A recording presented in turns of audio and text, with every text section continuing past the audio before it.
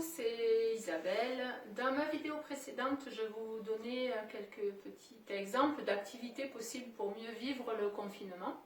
Je continue dans cette vidéo, comment bien ou mieux vivre le confinement. Alors déjà, je vous conseille d'organiser et de prévoir les journées. C'est-à-dire que chaque soir ou chaque fin de journée, vous organisez, vous prévoyez, vous planifiez, vous envisagez la journée de demain.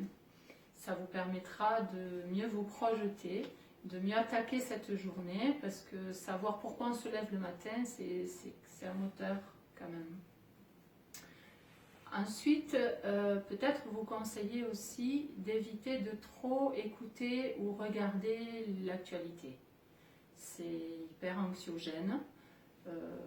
Voilà, alors une fois par jour, c'est bien, parce que si vous avez besoin d'être au courant et de vous tenir au courant,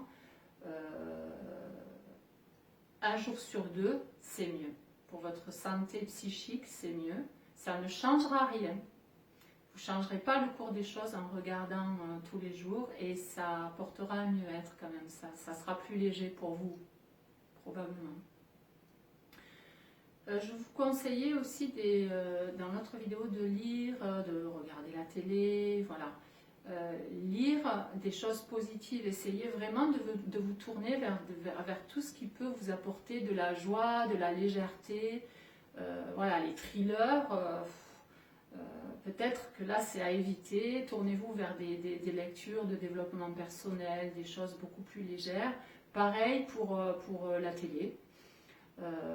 La télé, si vous avez le choix, essayez de vous tourner vers des spectacles de comiques ou vers découvrir ou redécouvrir des classiques comme les Louis de Funès, comme les Bourvil, comme les Monty Python si vous aimez l'humour anglais, Palmade, Larocque, Muriel Robin, il y a plein de choses comme ça à découvrir ou à redécouvrir, ou encore les contemporains comme Inès Reg, Camille Lelouch, Jamel, Gad Elmaleh, etc.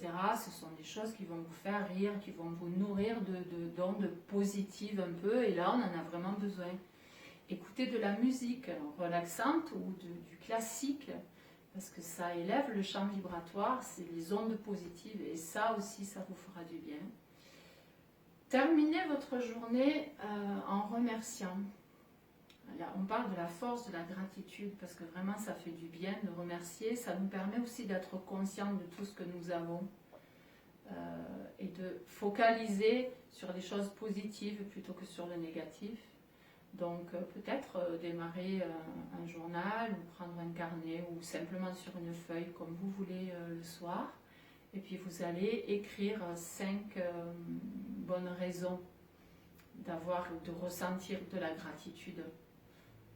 Voilà, chaque jour finissez votre journée par planifier la journée qui va suivre et puis par avoir de la gratitude pour ce que vous avez vécu, en pensant à ce que vous avez vécu dans la journée ou en pensant à ce que vous possédez déjà. Souvenez-vous que vous avez un toit sur votre tête, que vous avez de quoi vous nourrir et de quoi vous vêtir et que l'essentiel est là.